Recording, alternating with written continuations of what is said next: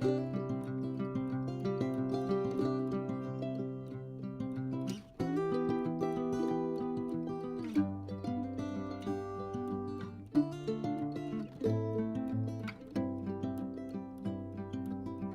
বন্ধুরা, কেমন আছো সবাই? আমার ব্লগে জানাই তোমাদেরকে অনেক অনেক স্বাগত। তো সকাল সকাল ঘুম থেকে উঠে খেয়ে নিলাম এক কাপ গরম গরম চা। তো চাটা খেয়ে সব বাড়ির কাজকর্মগুলো করে নিলাম। মা তো বাড়িতে নেই, তো আজকে আমিও আবার যাব বাপের বাড়ি। তো সকাল সকাল সব কাচাকুচি করে নিলাম, তারপরে সব জামা কাপড় শুকাতে দিয়ে স্নানটা করে নিলাম। স্নান করে পুজোও করে নিয়েছি। তো পুজো করে নেওয়ার পর আমি ভাতটা এখানে বসিয়ে দিয়েছিলাম। তো ভাতটা একবার ফুটে গেছে, প্রায় হয়ে গেছে ভাতটা, আর একবার ফোটালেই হয়ে যাবে। তো আলু ভাতে করব বলে আমি ভাতে দুটো আলু দিয়ে দিয়েছি।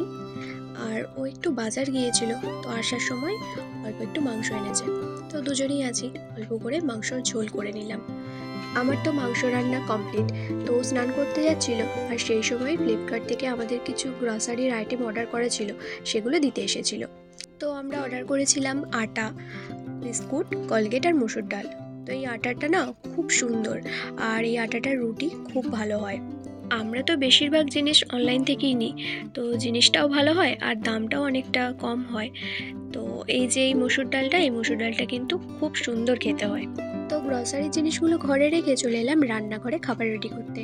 তো আলুগুলোকে আমি তেল লঙ্কা ভেজে মাখিয়ে নিলাম, আর অল্প করে না একটু বাঁধাকপির তরকারি করেছি। আর কালকে রাতে রুটি খাবার জন্য আলুর তরকারি করেছিলাম, তো সেটাও অল্প একটু আছে। টমেটো আর রাঙা আলু দিয়ে চাটনি করেছিলাম, এটাও অল্প একটু আছে। আর আছে গরম গরম মাংসের ঝোল। তো এবার খাবারটা দুজনের জন্য রেডি করে নিলাম, একটু তাড়াতাড়ি খাওয়া দাওয়া করে নিচ্ছি, কারণ আমি তো আজকে বাপের বাড়ি যাব খাওয়া দাওয়া করে। তো খাওয়া দাওয়ার পরেও তো কিছু কাজ থাকে, তো সেগুলোও করতে হবে। তারপর একটু রেস্ট নিয়ে তারপর বেরোবো। তো দুপুরের খাওয়া দাওয়া করে সব বাড়ির কাজকর্ম করে নিয়ে গুছিয়ে বাগিয়ে রেখে একটু রেস্ট করে রেডি হয়ে বেরিয়ে পড়লাম। তো রাস্তায় একটা মিষ্টির দোকানে দাঁড়িয়ে কিছু মিষ্টি কিনে নিলাম। তো তারপর মিষ্টির দোকান থেকে বেরিয়ে পড়লাম বাড়ি যাওয়ার রাস্তায়। তো আজকের ওয়েদারটা না খুব একটা ভালো ছিল না। সকালের দিকের ওয়েদারটা খুব সুন্দর ছিল, কিন্তু এখন ওয়েদারটা একটু মেঘলা মেঘলা হয়ে গেছে। বৃষ্টি হওয়ার আগে যেরকম ওয়েদারটা হয় ঠিক সেরকম। আর আজকাল করে তো বৃষ্টি হওয়ার কথাও আছে। তো কিছুটা রাস্তা আসার পরে না ভীষণ কোমরে ব্যথা করছিল। বাইকে আসলে এরকম হয়ই। তো কিছুক্ষণ রাস্তায় দাঁড়িয়ে একটু রেস্ট নিয়ে নিলাম, তারপর আবার জার্নি শুরু। তো আমরা প্রায় বাড়ির কাছাকাছি চলে এসেছি, তো চলো বাড়ি গিয়ে দেখা হচ্ছে। তো চলে এসেছি বাড়ি, আর বাড়ি আসতে না অনেকটা সন্ধে হয়ে গিয়েছিল।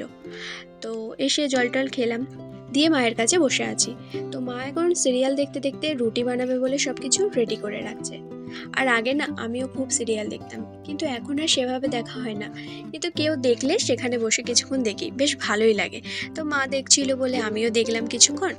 তো তারপর চলে এলাম রান্নাঘরে, মা কি রান্না বসিয়েছে সেটা দেখার জন্য। তো এসে দেখলাম মা চিকেন করছে, আর আমি তো চিকেন খেতে ভীষণ ভালোবাসি। তো আজকে তো বাড়িতে আমি চিকেনই রান্না করেছিলাম, কিন্তু সেটা তো আর জানাইনি। তো বাপি নিয়ে চলে এসেছে দুপুরে, আর মাও রান্নাটা বসিয়ে দিয়েছে। তো যাই হোক, আজকে রান্না হচ্ছে চিকেন কষা আর রুটি। তো রান্নাঘরে এসে দেখলাম চিকেন হচ্ছে। তো মাকে এখানে আসতে বারণ করে দিয়ে আমি খুন্তি নাড়ছি। তো খুন্তি নাড়তে কার না ভালো লাগে বলো? আর আমি তো রান্না করতে ভালোই বাসি, আর চিকেন হচ্ছে, এটার তো রান্না করতে আরও বেশি ভালোবাসি। তো মাংসটা কষানো কমপ্লিট, তো রেডি হয়ে গেছে চিকেন কষা। তো আজকে রাতের খাবারে ছিল রুটি, মাংস আর মিষ্টি। তো বন্ধুরা, আমার ব্লগ তোমাদের কেমন লাগে অবশ্যই কমেন্টে জানাবে। আর আমার ভিডিওটা যদি তোমাদের ভালো লাগে তাহলে একটা লাইক করে চ্যানেলটাকে সাবস্ক্রাইব করে সবসময় আমার পাশে থেকো। তো আজকের ব্লগটা এই পর্যন্তই, দেখা হচ্ছে পরের একটা ব্লগে। তো সবাই ভালো থেকো, টাটা।